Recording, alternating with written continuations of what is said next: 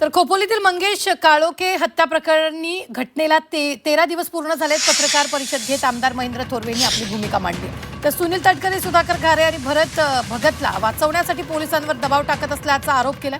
2 दिवसात उर्वरित आरोपींना अटक करा, नाहीतर ठिय्या आंदोलन करणार असा इशारा आमदार महेंद्र थोरवेंनी दिलाय।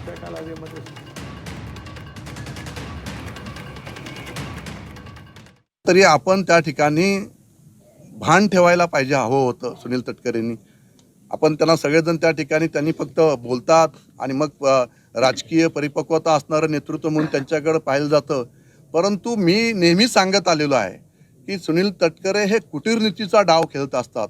अतिशय शूळ असणारा हा राष्ट्रवादीचा करप्ट असणारा भ्रष्टाचारी असणारा हा नेता आहे आणि ह्याला काही त्या ठिकाणी पडलेलं नाही।